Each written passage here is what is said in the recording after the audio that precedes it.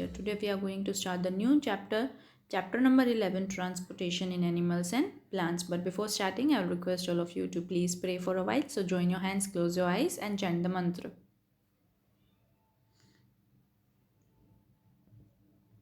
Okay, come back. I hope you all are safe, taking care of your and your parents too. Let us start our chapter. Transportation in animals and plants. तो first of all we are going to understand what is the meaning of transportation. ये हमने chapter 10 में भी थोड़ा बहुत सीखा, transport का मतलब क्या होता है, उससे ट्रांसपोर्टेशन होता है और वो सारा है ना. तो ट्रांसपोर्टेशन एक्चुअली मूवमेंट होता है किसी भी चीज़ का, ह्यूमन बींग्स का, एनिमल्स का, एक जगह से दूसरी जगह तक. ठीक है, यहाँ पे लिखा है ना goods. Transportation is the movement of humans, animals and goods from one place to another. तो गुड्स का मतलब क्या होता है, सामान, कोई भी चीज़ें. ये सारे वेज हैं ट्रांसपोर्ट के, जिसकी वजह से ट्रांसपोर्टेशन हो सकता है. ओके, जैसे कि देखो फैक्ट्रीज़ हैं, उसमें कोई भी चीज़ बनेगी तो वो स्टोर तक लाई जाएगी, वहाँ से हम अपनी चीज़ें हमारे घर तक लेके आएंगे. तो अगर ट्रांसपोर्टेशन नहीं होता तो ये हमारे तक पहुँचती ही नहीं. वैसे ही जो भी फ्रूट्स या वेजिटेबल्स कोई जगह पे ग्रो करते हैं, वो भी पहले ऐसे होलसेलर्स के पास जाएंगे, है ना, फिर रिटेलर्स के पास. तो ऐसे वेंडर्स के थ्रू पास होते होते हमारे तक खाने पीने की चीज़ें मिलती हैं और पहुंचती हैं हमारे पास. हमारे घर पे देखो बहुत सारा कचरा एक दिन में निकलता है. दूसरे दिन सुबह जब ऐसी वैन या तो कोई भी डस्टबिन से कचरा लेके चले जाते हैं, या तो हम जाते हैं उस वैन में डालने के लिए, और फिर वो एक जगह पे इकट्ठा किया जाता है और फिर डंप किया जाता है उसको. So if transportation won't be there, we won't get rid of this garbage also. So that was about the things which are going in our routine life. और ट्रांसपोर्टेशन हमें क्यों ज़रूरी है, नहीं होता तो हमें वो सारी चीज़ें मिलती नहीं.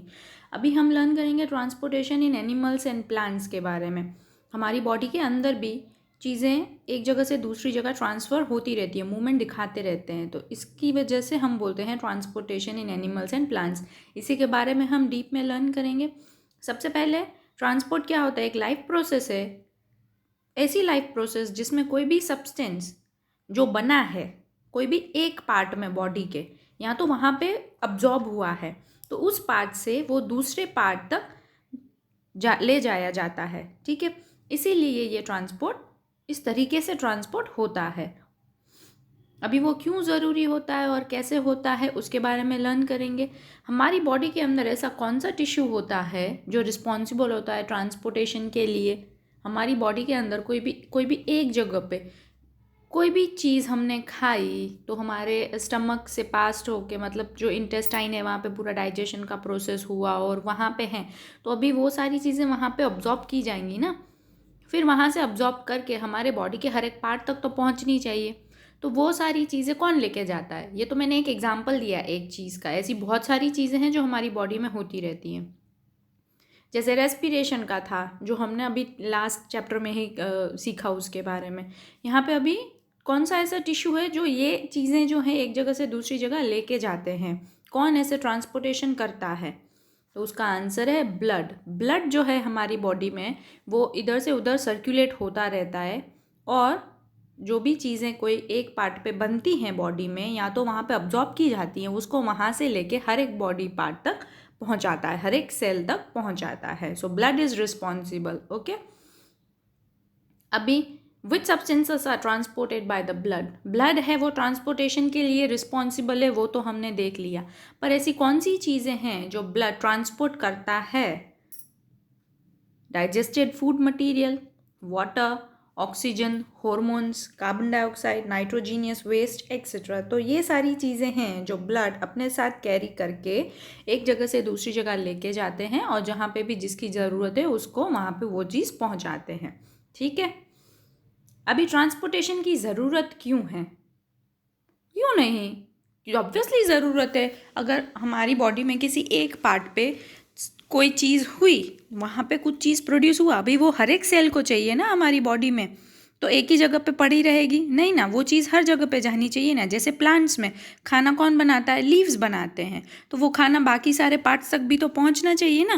तो ऑब्वियसली ट्रांसपोर्टेशन ज़रूरत है. अगर कोई वहाँ तक लेके ही नहीं जाएगा तो उनको कहाँ से खाना मिलेगा, नहीं मिलेगा ना. जैसे रूट्स हैं, वो सॉइल में से वाटर अब्जॉर्ब करेंगे, फिर बाकी जगह पे भी तो भेजना पड़ेगा ना पानी, वरना वो लोग सर्वाइव कैसे करेंगे। ठीक है, सो यहाँ पे ह्यूमन बींग्स में ट्रांसपोर्टेशन की ज़रूरत क्यों है, एक एक करके सारी चीज़ें देखते हैं। चलिए, जैसे हमने ये लास्ट चैप्टर में ऑलरेडी डिस्कस कर लिया है कि ब्रिक्स जैसे नेसेसरी होते हैं वॉल बनाने के लिए, वैसे ही हमारी बॉडी के अंदर सेल्स नेसेसरी हैं, है ना। तो यहाँ पे बहुत सारे पॉइंट्स हैं, हर एक पॉइंट को हम बारी बारी डिस्कस करेंगे, जिसकी वजह से हमें क्लियर हो जाएगा कि ट्रांसपोर्टेशन की ज़रूरत क्यों है। पहला, cells perform various metabolic functions perform करते हैं। सेल्स जो होते हैं वो बहुत सारे मेटाबॉलिक फंक्शंस, मतलब ऐसे सारे फंक्शंस जो हमारी बॉडी को सर्वाइव करने में हेल्प करते हैं। ठीक है, now every cell of organism need nutrients, water and oxygen for carrying out various functions. अभी जो सारे भी मेटाबॉलिक फंक्शंस करने हैं ना, उसके लिए न्यूट्रिएंट्स, वाटर और ऑक्सीजन, ये तीन चीज़ें हर एक सेल को चाहिए। ऑर्गेनिज्म में जितने भी सेल्स हैं, किसी भी ऑर्गेनिज्म में, यहाँ पे ह्यूमन बींग्स की बात हो रही है, तो ह्यूमन बींग्स में जितने भी सेल्स हैं, हर एक सेल को न्यूट्रिएंट्स, वाटर एंड ऑक्सीजन चाहिए, ताकि वो बाकी सारे फंक्शंस आसानी से कर सके। ठीक है, तो देखिए ये पॉइंट को एलेबोरेटली सीखते हैं। हमने जो भी खाना खाया, तो डाइजेस्टेड फूड जो है वो स्मॉल इंटेस्टाइन में एब्जॉर्ब हो जाएगा। ये हमने ऑलरेडी लर्न कर लिया डाइजेशन वाले चैप्टर में, है ना। तो ये स्मॉल इंटेस्टाइन एब्जॉर्ब कर लेगा, पर अभी अनडाइजेस्टेड फूड जो है वो हमारी बॉडी से इजेशन की प्रोसेस से बाहर चला जाएगा। तो इस तरीके से अनडाइजेस्टेड फूड तो बाहर चला गया हमारी बॉडी से, पर जो डाइजेस्टेड फूड है, जो स्मॉल इंटेस्टाइन ने एब्जॉर्ब कर लिया है, वो अभी क्या होना चाहिए, ट्रांसपोर्ट होना चाहिए। वो स्मॉल इंटेस्टाइन से हर एक बॉडी पार्ट में, यानी हर एक सेल तक पहुंचना चाहिए। इसके लिए ट्रांसपोर्टेशन ज़रूरी है। अगर ट्रांसपोर्टेशन नहीं होगा तो जो भी डाइजेस्टेड फूड है वो स्मॉल इंटेस्टाइन में ही रहेगा। Clear this much. आगे जो भी हम पानी पीते हैं, तो वो भी हमारे बॉडी में हर एक सेल के पास पहुंचना चाहिए। So transport of water to every cell of the body is also necessary. तो दो चीज़ें क्लियर हो गई, न्यूट्रिएंट्स और वाटर। तीसरा जो है वो ऑक्सीजन के बारे में हमें लर्न करना था। तो देखो, ये भी हमने अभी लास्ट चैप्टर में ही डिस्कस किया कि रेस्पिरेशन प्रोसेस से हमें एनर्जी मिलती है, पर रेस्पिरेशन कब होगा, जब हम ऑक्सीजन इनहेल करेंगे, है ना। तो हमने ऑक्सीजन इनहेल किया, उसकी वजह से रेस्पिरेशन प्रोसेस हुई और उसी से हमें एनर्जी मिला। So transport of oxygen from lungs to every cell of the body is also necessary. समझ में आ रहा है ट्रांसपोर्टेशन क्यों ज़रूरी है। तो देखो, अभी इसका जो सेकेंड पॉइंट था वो क्लियर हुआ। Every cell of organism need nutrients, water and oxygen. तीनों चीज़ें हमने एक एक करके डिस्कस की for carrying out various functions. देखो तीसरा point, when our cells perform their functions, certain waste products are released. These are toxic and hence need to be removed from the body. जब कभी भी हमारे सेल्स जो हैं वो फंक्शन करते हैं, तो ऐसे बहुत सारे वेस्ट प्रोडक्ट्स रिलीज़ होते हैं जो हमारी बॉडी के लिए नेसेसरी नहीं हैं, टॉक्सिक होते हैं। टॉक्सिक मतलब पॉइजनस होते हैं, हमारी बॉडी के लिए ठीक नहीं हैं। इसीलिए हमें उन वेस्ट प्रोडक्ट्स को हमारी बॉडी में से बाहर रिमूव करना होता है। ठीक है, देखते हैं चलो वो पॉइंट एलेबोरेटली। जब कभी भी इन्हेलेशन हुआ और रेस्पिरेशन प्रोसेस हुआ, तो तभी आप सबको पता है कि कार्बन डाइऑक्साइड गैस प्रोड्यूस होगा हमारी बॉडी में, है ना। तो ये रेस्पिरेशन प्रोसेस के दौरान जो कार्बन डाइऑक्साइड गैस प्रोड्यूस हुआ, वो हमें हमारी बॉडी के बाहर निकालना है। तो वो कैसे निकलेगा, एक्सहेलेशन के थ्रू। तो उसके लिए भी ट्रांसपोर्टेशन ज़रूरी है। So transport of carbon dioxide from body cells to lungs for removal from the body. तो इसके लिए भी ट्रांसपोर्टेशन ज़रूरी है। देखो, एक्सहेल करना पड़ेगा कार्बन डाइऑक्साइड को। फिर आता है when our cells perform their functions, certain waste products are released. This are toxic and hence need to be removed from the body. सिर्फ रेस्पिरेशन नहीं, हमारे सेल्स जो हैं वो बाकी सारे जो भी फंक्शंस परफॉर्म करते हैं, तभी भी बहुत सारे वेस्ट प्रोडक्ट्स रिलीज होते हैं जो हमारी बॉडी के लिए टॉक्सिक होते हैं। तो हमें उसे हमारी बॉडी में से रिमूव करना पड़ेगा, जिसके लिए ट्रांसपोर्टेशन ज़रूरी है। देखो थर्ड पॉइंट भी क्लियर हो गया। अभी fourth, hence transport of substance is needed to supply required substances and remove waste products. तो मेन नीड फॉर ट्रांसपोर्टेशन क्या हुई कि वो हमारी बॉडी में जितनी भी चीज़ें ज़रूरी है उसको सप्लाई करेगा और जितने भी वेस्ट प्रोडक्ट्स हैं उनको रिमूव करेगा। तो नीड फॉर ट्रांसपोर्टेशन सबको क्लियर हो गया। नेक्स्ट, तो देखो अभी आपने ब्लड जो देखा, पूरा हमने अभी जो पढ़ा वो ब्लड कर रहा था ट्रांसपोर्टेशन, तो हम इधर कंपेयर कर सकते हैं कि ब्लड जो है वो डिलीवरी बॉय भी है, जो हमारे लिए सारी ज़रूरत की चीज़ें लेके आता है, सेल्स तक पहुंचाता है, और वो गार्बेज मैन भी है, जो हमारे जो भी वेस्ट प्रोडक्ट्स हैं जो हमारी बॉडी के लिए ज़रूरी नहीं है उनको वो हमारी बॉडी से रिमूव भी करता है। ठीक है, हम थोड़े क्वेश्चन वाला सेशन इधर कर लें, क्वेश्चन आंसर्स एक एक्टिविटी के through. Blood carries digested food material from dash to dash. सोचिए, हमने अभी सब कुछ डिस्कस किया। ब्लड जो है वो डाइजेस्टेड फूड मटेरियल कहाँ से कहाँ तक कैरी करता है? आपके ऑप्शन हैं lungs to small intestine, lungs to every cell of the body, small intestine to every cell of the body, और every cell of body to small intestine. थोड़ा सोचिए कौन सा आंसर आ सकता है। Yes, small intestine to every cell of body. कहाँ पे डाइजेस्टेड फूड अब्जॉर्ब हो रहा था? स्मॉल इंटेस्टाइन में। सो वहाँ से लेके हमारी बॉडी के हर एक सेल तक ब्लड लेके जाता है। एक और क्वेश्चन देखते हैं। Blood carries dash from lungs to every cell of the body. Options हैं carbon dioxide, oxygen, digested food material या तो वेस्ट प्रोडक्ट्स। इन चारों में से कौन है जिसको ब्लड जो है वो लंग्स से बॉडी के हर एक सेल तक पहुंचाता है? Oxygen. Clear? One more question. Blood carries dash from every cell of our body to our lungs for removal from the body. Options are carbon dioxide, digested food material, oxygen, nitrogenous waste. Blood जो है वो क्या carry करता है? हर एक cell में से हमारे लंग्स तक रिमूवल के लिए कार्बन डाइऑक्साइड वेस्ट प्रोडक्ट है ना, तो बाहर निकालना है, तो रिमूवल पूछा है तो कार्बन डाइऑक्साइड गैस ही होगा। ओके, तो देखो ये ब्लड जो है ये सारी प्रोसेस कर रहा था ना। ठीक है, अभी हमारे चैप्टर का मेन इंपॉर्टेंट टॉपिक शुरू होगा, circulation of transportation of substances in the body. Circulation या तो ट्रांसपोर्टेशन, जो भी ट्रांसपोर्टेशन हो रहा था हर एक सब्सटेंस का हमारी बॉडी में, मतलब क्या हो रहा था? सर्कुलेशन ही हो रहा था, मूवमेंट हो रहा था ना। अभी ब्लड हमारी बॉडी में सर्कुलेट होता रहता है, घूमता रहता है, इसीलिए हम बोलते हैं ब्लड में जो मिक्स्ड सब्सटेंस है उसका सर्कुलेशन कैसे हो रहा है। ठीक है, उसके बारे में हम डीपली लर्न करेंगे। अभी देखो, जो डाइजेशन हो रहा था हमारी प्रोसेस हमारी बॉडी के अंदर, उसको हम अलग से नाम दे रहे थे डाइजेस्टिव सिस्टम। रेस्पिरेशन हो रहा था तो रेस्पिरेटरी सिस्टम। अभी सर्कुलेशन हो रहा है यहाँ पे सब्सटेंसेस का हमारी बॉडी के अंदर, इसीलिए हम इस सिस्टम को नाम देते हैं सर्कुलेटरी सिस्टम। क्लियर? तो सर्कुलेटरी सिस्टम क्या होती है उसके बारे में डीप में लर्न करते हैं। सर्कुलेटरी सिस्टम के ना मेन 3 चीज़ें होती हैं उसमें, ब्लड वेसल्स और हार्ट। ठीक है, सर्कुलेटरी सिस्टम हम 3 पार्ट में डिवाइड कर सकते हैं। ब्लड जो क्या काम करता है हमने ऑलरेडी देख लिया, डिलीवरी भी और गार्बेज थ्रो वेस्ट भी बाहर भेजेगा और काम की चीज़ें लेके भी आएगा, तो ये आपने ऑलरेडी डिस्कस कर लिया। उसके बाद आता है ब्लड वेसल्स। ब्लड वेसल्स देखो उसके बाजू में पाइप्स जैसे एक पिक्चर रखा है, तो ब्लड वेसल वही होती है हमारी बॉडी के अंदर, वो एक पाइप के जैसे ही काम करती हैं जहाँ से ब्लड फ्लो होता है। ठीक है, last and third part heart, उसका काम क्या होता है? पंप करने का, पुश करने का। हार्ट जैसे ही धक धक धक धक होगा मतलब वो पंप करेगा ब्लड को, जिसकी वजह से ब्लड वहाँ से ट्रांसपोर्ट हो सकेगा। क्लियर? तीनों में कोई डाउट नहीं है आई गेस? अगर हो you feel free to contact me.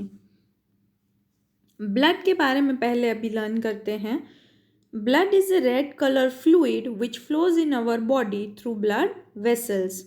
Blood जो होता है वो रेड कलर का फ्लूइड है, फ्लूइड मतलब लिक्विड है, which flows in our body, हमारी बॉडी में फ्लो करता रहता है, पर किसके अंदर? ब्लड वेसल्स के अंदर।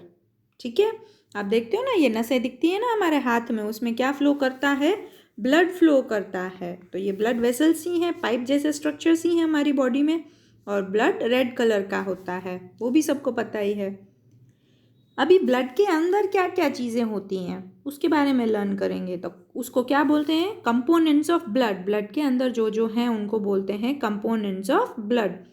तो ब्लड जो होता है ना वो लिक्विड्स और सॉलिड्स दोनों का बना हुआ होता है, उसमें सिर्फ लिक्विड नहीं होता है। हमने आगे भी देखा ना फ्लूइड, तो फ्लूइड मतलब लिक्विड और सॉलिड का आई गेस कॉम्बिनेशन। ओके, तो प्लाज्मा, तो प्लाज्मा एक पार्ट है जो लिक्विड पार्ट होता है ब्लड के अंदर, और सेल्स जो सॉलिड पार्ट है ब्लड के अंदर, और सॉलिड पार्ट कौन कौन से हैं? तो आरबीसी, आरबीसी का फुल फॉर्म है रेड ब्लड सेल्स। दूसरा है डब्ल्यूबीसी, डब्ल्यूबीसी का फुल फॉर्म है वाइट ब्लड सेल्स। थर्ड है प्लेटलेट्स। ठीक है, तो ये हो गया लिक्विड और सॉलिड्स का कॉम्बिनेशन, मतलब ये हैं कंपोनेंट्स ऑफ ब्लड।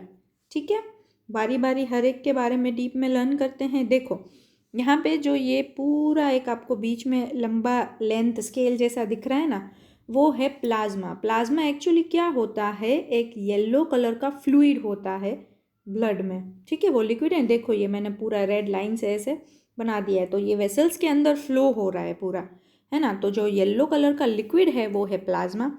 फिर रेड रेड सर्कल्स जो हैं वो रेड ब्लड सेल्स से हम कंपेयर कर सकते हैं। वाइट ब्लड सेल्स जो वाइट सर्कल्स हैं, और बाकी बचे प्लेटलेट्स हैं। अब देखो सबसे ज़्यादा रेड ब्लड सेल्स बनाए हुए हैं ना इधर सर्कल सर्कल, तो red blood cells white blood cell की कंपैरिजन में ज़्यादा होते हैं, और वाइट ब्लड सेल कंपैरेटिवली कम होते हैं, और प्लेटलेट्स तो उससे भी कम होते हैं। तो आपने देख लिया ब्लड के कंपोनेंट्स, एक येलो फ्लूइड फ्लो कर रहा है और बाकी सारे सॉलिड स्ट्रक्चर्स हैं, सॉलिड सेल्स हैं। ठीक है, इनके बारे में लर्न करते हैं अभी। पहले परसेंटेज देखो, प्लाज्मा का परसेंटेज कितना है? 55%। रेड ब्लड सेल्स 45% होता है, और वाइट ब्लड सेल जो और प्लेटलेट्स जो होते हैं ना वो लेस देन 1% होते हैं। हमने आगे यहाँ पे देखा ही ना कंपैरिजन करके कि देखो ये ज़्यादा ड्रॉ किए गए हैं, मतलब उनका परसेंटेज ज़्यादा है ब्लड के अंदर। क्लियर? अभी प्लाज्मा क्या और उसका काम क्या होता है? तो वो एक लिक्विड है, फ्लूइड है ब्लड में, जिसको प्लाज्मा बोलते हैं। ठीक है, उसका कलर पेल येलो होता है। प्लाज्मा जो होता है ना वो ऑलमोस्ट 92% वाटर से बना हुआ होता है। पानी भी होता है ब्लड में, सिर्फ ऐसे ही नहीं बन जाता, वो सॉल्ट होता है और प्रोटीन्स भी होते हैं। और ब्लड सेल्स जो भी सॉलिड पार्ट थे वो इसमें फ्लोट करते रहते हैं, तो blood cells keep floating in the plasma. Clear? Plasma क्या होता है। नेक्स्ट आते हैं रेड ब्लड सेल्स, मतलब आरबीसी। आरबीसी जो होते हैं ना उनका कलर रेड क्यों होता है? क्योंकि उसके अंदर रेड कलर का एक पिगमेंट होता है जिसको बोलते हैं हीमोग्लोबिन। क्या बोलते हैं उसको? हीमोग्लोबिन। अभी हीमोग्लोबिन की वजह से ही ब्लड का कलर रेड दिखता है। ठीक है, अभी जो ये रेड ब्लड सेल्स हैं ना वो ऑक्सीजन को लेके जाते हैं, कहाँ से कहाँ तक? लंग्स से बॉडी के डिफरेंट पार्ट्स तक। अभी देखो ब्लड सर्कुलेट हो रहा है, पर ब्लड के अंदर आरबीसी होते हैं जो ऑक्सीजन ले लेगा, और जहाँ जहाँ ऑक्सीजन की ज़रूरत है वहाँ तक वो सेल्स तक लेके जाएगा हर एक बॉडी पार्ट में। ठीक है, अभी ये ऑक्सीजन कैसे उसमें आ जाता है आरबीसी में? ब्लड में आरबीसी के पास ही क्यों जाएगा ऑक्सीजन, और किसी के पास क्यों नहीं जाएगा? क्योंकि हीमोग्लोबिन जो ब्लड के अंदर होता है ना वो ऑक्सीजन को अच्छे से अपने में बाइंड कर लेता है and transport oxygen from lungs to all the parts of body. Clear? Next are white blood cells जो कि WBC। उसका काम क्या होता है? फाइट अगेंस्ट जर्म्स दैट में एंटर अवर बॉडी। हमारी बॉडी के अंदर जो भी जर्म्स आते हैं ना उसके साथ वो फाइट करता है। दस WBC protects us from diseases. अभी भी सब ये कोरोना की वजह से बोल रहे हैं ना अपनी इम्यूनिटी बढ़ाओ, इम्यूनिटी बढ़ाओ। इम्यूनिटी बढ़ाने का मतलब भी यही होता है कि हमारे जो WBC है ना उनको स्ट्रॉन्ग बनाना है, ताकि जो कोई भी जर्म्स हमारी बॉडी के अंदर आए ना हम उसको WBC मार दे, है ना, और हम डिसीज से प्रोटेक्ट हो जाए, हमें कोई बीमारी नहीं हो। लास्ट आता है प्लेटलेट्स। प्लेटलेट्स जो होता है ना वो ब्लड क्लॉट बनाने में काम आता है। क्लॉट बनाना मतलब क्या? उस पर्टिकुलर जगह पे ब्लड को सेमी सॉलिड बना देना। अब देखो कभी भी आपको चोट लगती है, आप गिरते हो तो उस खून निकलता है, तो वो थोड़ी देर के बाद वो खून थोड़ा सा है ना वहाँ बाहर जम जाता है, तो वो बाहर जो थोड़ा बहुत जम गया ना उसका मतलब वो ब्लड वहाँ पे सेमी सॉलिड हो चुका है। और ये काम कौन करता है? प्लेटलेट्स की वजह से ही ये काम होता है। अगर वो ब्लड वहाँ पे जमता नहीं, अगर वो ब्लड क्लॉट वहाँ पे बनती नहीं, तो कंटिन्यूअसली ब्लड जो है वो आपकी बॉडी में से बाहर फ्लो करता रहेगा, और अगर ज़्यादा ब्लड फ्लो कर गया तो आप जिंदा ही नहीं बचोगे फिर। तो ब्लड क्लॉट का काम क्या है? Prevent the blood from flowing out of the body due to any injury with the help which helps in the formation of blood clot. Clear? Side में देखो फ्लो चार्ट है। अगर प्लेटलेट्स नहीं होती तो क्लॉटिंग भी नहीं होता, क्लॉटिंग भी नहीं होती तो ज़्यादा ब्लड लॉस होता है, एक्सेसिव मतलब ज़्यादा, और उसकी वजह से क्या हो जाता, can cause death. Clear platelets भी। अभी फंक्शंस देखो, प्लेटलेट्स का फंक्शंस क्या है, तो it transport digested food from the small intestine to the other parts of the body. ये ब्लड के फंक्शंस हैं यहाँ। It carries oxygen from the lungs to different cells of the body. It carries water to all the parts of the bodies. It carries carbon dioxide, that is waste product, from different cells of the body to the lungs. It transport waste material to the kidneys for the removal from the body. पहले चार तो हमने बहुत बार देखे, अभी आगे भी discuss किए। फिफ्थ वाला पॉइंट जो है वो क्या करता है, वेस्ट मटेरियल बहुत ऐसे भी जो किडनी तक भेजे जाते हैं, फिर किडनी में वहाँ पे वो फिल्टर होते हैं, है ना, फिर जो वेस्ट प्रोडक्ट है हमारी बॉडी में से बाहर निकाला जाएगा। और सिक्स्थ जो फंक्शन है ब्लड का वो है, it protects our body from diseases. So there are 6 functions of the blood and I guess you all are clear about it. ये फंक्शन ब्लड करेंगे, पर ब्लड में अलग अलग कंपोनेंट्स थे, उनका अलग अलग काम है, तो यहाँ पे सब एक साथ वो काम दिखा दिए। क्लियर। वापस से क्वेश्चन आंसर्स करते हैं। कंपोनेंट्स ऑफ सर्कुलेटरी सिस्टम क्या होता है, blood, blood vessels, heart. Red colour of blood is due to the presence of what, किसकी वजह से रेड कलर होता है ब्लड का, प्लाज्मा, WBC, हीमोग्लोबिन के प्लेटलेट्स, हीमोग्लोबिन की वजह से। Next question is dash fights against diseases and dash helps in blood clotting. देखो दो ऑप्शन है, पहले वाला ब्लैंक का ऑप्शन पहले लिखा है, दूसरे ब्लैंक का बाद में लिखा है। तो RBC, WBC, RBC प्लेटलेट्स के WBC और RBC कौन करता है, what will help, yes, WBC and platelets. तो WBC जो है वो डिसीज के अगेंस्ट फाइट करेंगे और प्लेटलेट्स जो हैं वो ब्लड क्लॉटिंग में हेल्प करेंगे। क्लियर। एक और क्वेश्चन देखते हैं। Oxygen is transported from lungs to the body cells by dash. कौन लेके जाता है, ट्रांसपोर्ट कौन करता है लंग्स से बॉडी सेल्स तक ऑक्सीजन को, प्लेटलेट्स, RBC, WBC के all of the above, RBC लेके जाता है। क्लियर। अभी देखो हमारी जो सर्कुलेटरी सिस्टम थी उसके 3 मेन कंपोनेंट्स थे, ब्लड, ब्लड वेसल्स और हार्ट। उसमें से ब्लड जो है वो हमने डीपली बहुत डिस्कस कर लिया, अभी बाकी बचे 2, ब्लड वेसल्स और हार्ट। तो नेक्स्ट अभी हम जो डिस्कस करने वाले हैं वो है blood vessels. Okay, blood vessels क्या है, पाइप लाइक स्ट्रक्चर्स हैं, हमने ये तो पहले भी हमने देखा। अभी 3 टाइप के होते हैं उसमें, ट्यूब लाइक जो स्ट्रक्चर्स हैं जो पाइप के जैसे हैं, जिसके अंदर ब्लड जो है वो सर्कुलेट करता रहता है बॉडी में। तो ऐसे 3 टाइप्स कौन कौन से हैं, आर्टरीज, वेन्स, कैपिलरीज। प्रोनाउंसिएशन अच्छे से सुनना, arteries, veins, capillaries. Clear. One by one हम सबके बारे में लर्न करेंगे। देखो हम ऑक्सीजन इनहेल करते हैं, वो लंग्स में जाता है, फिर लंग्स से वो हार्ट तक जाता है, फिर हार्ट से वो हमारी बॉडी में हर एक सेल तक जाता है। पर ये सब काम करता कौन है, आर्टरी। लंग्स से हार्ट तक पहुंच जाएगा, अभी हार्ट से हर एक सेल तक कौन लेके जाएगा, आर्टरी लेके जाएगी। ठीक है। आर्टरी का काम क्या होता है, हार्ट से ऑक्सीजन रिच ब्लड, मतलब ऐसा ब्लड जिसके अंदर ऑक्सीजन है, ऑक्सीजन रिच ब्लड बोलो कि ऑक्सीजनेटेड ब्लड बोलो, एक ही बात है, उसको बॉडी के हर एक सेल तक पहुंचाएगा। क्लियर। अभी आपको याद नहीं रहता है ना कि आर्टरी हार्ट से सेल्स ऑफ द बॉडी तक लेके जाती हैं खून, क्योंकि आगे जाके और भी कन्फ्यूजन हो जाएगा। तो मैं आपको एक ट्रिक देती हूँ, अगर आपको ऐसे याद रह जाता है वेल एंड गुड, अगर नहीं तो आप OHC याद रखो, Odisha high court. O stands for oxygen, H stands for heart and C stands for sale. Oxygen को हार्ट से सेल तक कौन लेके जाएगा, तो आर्टरी। ठीक है। आर्टरी से आप OHC याद रख सकते हो, ओडिशा हाई कोर्ट, और उसमें से आप OHC को ऑक्सीजन से ऑक्सीजनेटेड ब्लड हार्ट से सेल्स तक कौन लेके जाता है, तो आर्टरी। आपको ऐसे याद रह रहा है, वेरी वेरी वेरी गुड। तो फिर ये ट्रिक सुन के और ज़्यादा कंफ्यूज मत होना। ठीक है। अभी दूसरा ऑक्सीजन, जो ऑक्सीजनेटेड ब्लड जो लेके जा रही थी ना, आपको दूसरे वे में उसको याद रखना हो तो आप ऐसे भी ले सकते हो कि away from the heart, heart से दूर लेके जाता है। तो हार्ट से कौन सा खून जाता है, ऑक्सीजनेटेड ब्लड ही जाता है। ठीक है। उसके बारे में डीप में देखते हैं। First point, arteries carry oxygen rich blood from the heart to all the parts of the body. ये पॉइंट तो हम कब से डिस्कस कर रहे हैं। Second, arteries lie deep under our skin and hence can not be seen easily.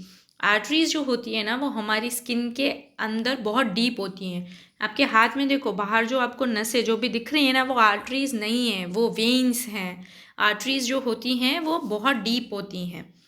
Since the blood flow is rapid and at high pressure, the arteries have thick elastic walls. Arteries की जो walls होती हैं ना वो एकदम thick elastic होती हैं, मोटी होती हैं और इलास्टिक होती हैं। क्यों? क्योंकि वहाँ का ब्लड फ्लो जो होता है ना वो बहुत रैपिड होता है और हाई प्रेशर पे होता है। ठीक है। अभी दूसरा, carbon dioxide rich blood, carbon dioxide produce होगा ना, ऑक्सीजन पहुंच गया देखो हर एक सेल के पास, अभी वहाँ पे फंक्शन भी हो गया, अभी waste product carbon dioxide produce हुआ। अभी वो कार्बन डाइऑक्साइड गैस जो प्रोड्यूस हुआ वो वापस ब्लड में मिक्स होगा।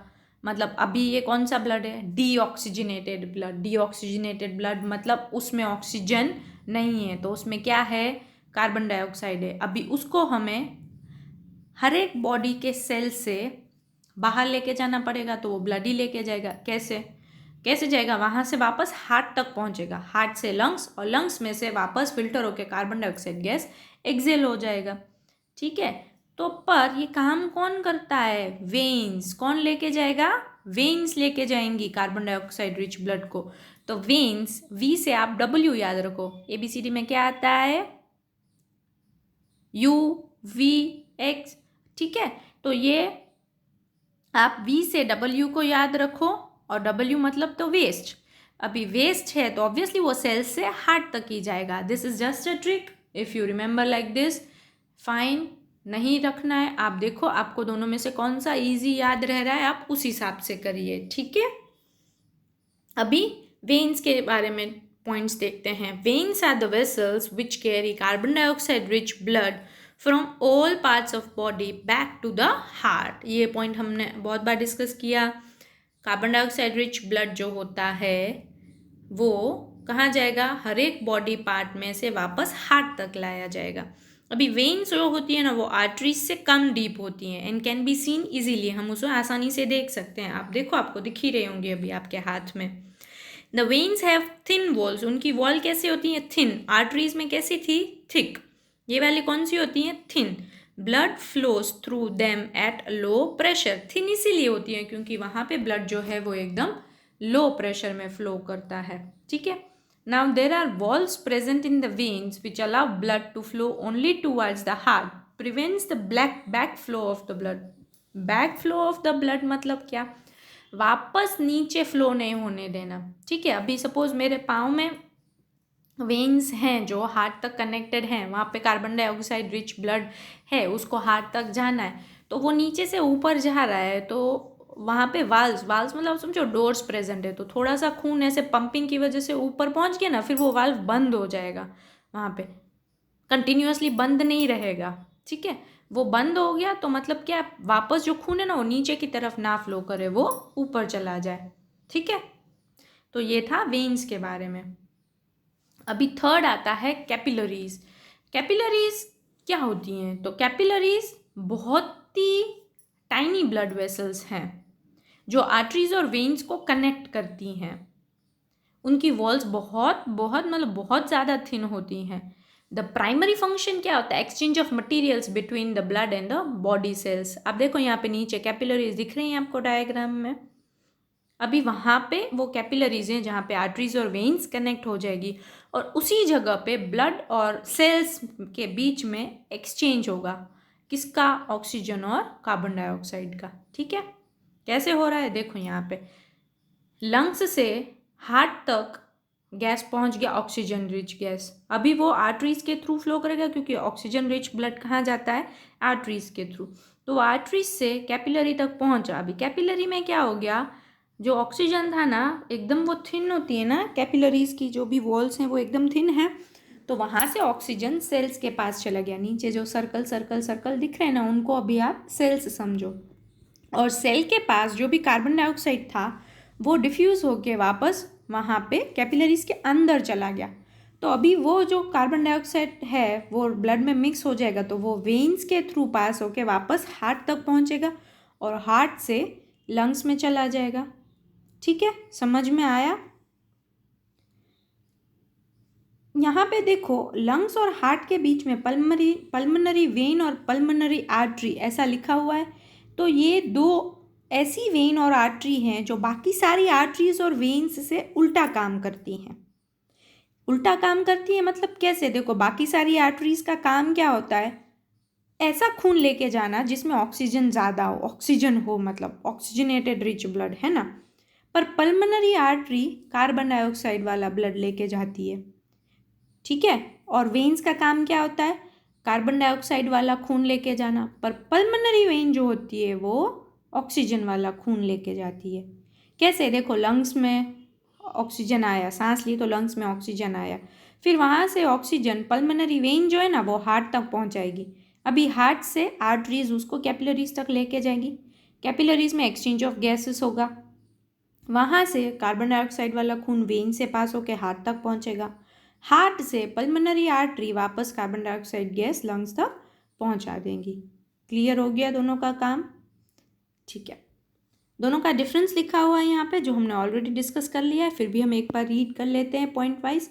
आर्टरीज का पहला पॉइंट देखो तो arteries carry oxygen rich blood, veins carry carbon dioxide rich blood. Second point, from heart to all the cells of body, और वेन्स में from cells to the heart. Third point, blood flows under high pressure, blood flows under low pressure. Fourth, they have thick walls, they have thin walls. Fifth, no valves, valves are present. Sixth, lies deep under our skin and less deep than arteries and can be easily seen. Clear हो गया दोनों का difference? अभी जो exception मैंने जो आपको already वहाँ पे एक्सप्लेन किया पल्मनरी आर्टरी और पल्मनरी वेन के बारे में, उनके बारे में वापस डीप में देखते हैं। Arteries carry oxygen rich blood, but pulmonary arteries carry carbon dioxide rich blood from heart to the lungs. Veins carry carbon dioxide rich blood and pulmonary vein carries oxygen rich blood from the lungs to the heart. ये diagram वही वापस repeat हो रहा है जहाँ पे आप वापस से एक बार रिकॉल करो अभी तक आपने जो भी लर्न किया। क्या होगा? लंग्स से ऑक्सीजन पल्मनरी वेन से हार्ट तक पहुँचेगा, वहाँ से आर्टरीज लेके जाएंगी कैपिलरीज में, कैपिलरीज में एक्सचेंज ऑफ मटेरियल होगा, वापस कार्बन डाइऑक्साइड रिच ब्लड जो है वो वेन से पास होके हार्ट तक पहुँचेगा और हार्ट से pulmonary artery carbon dioxide gas जो है वो लंग्स तक पहुँचा देंगी। क्लियर? हमारे सर्कुलेटरी सिस्टम में अभी तक हमने 2 कंपोनेंट्स लर्न कर लिए। टोटल कितने थे? 3 कंपोनेंट्स थे। कौन कौन से? ब्लड वेसल्स एंड हार्ट, जिसमें से 2 हमने लर्न कर लिए, blood and blood vessels. Third one heart is remaining. Okay, ये हार्ट जो है वो हम नेक्स्ट सेशन में लर्न करेंगे। That's it for today. Stay happy, stay healthy, learn well, eat well. Thank you so much.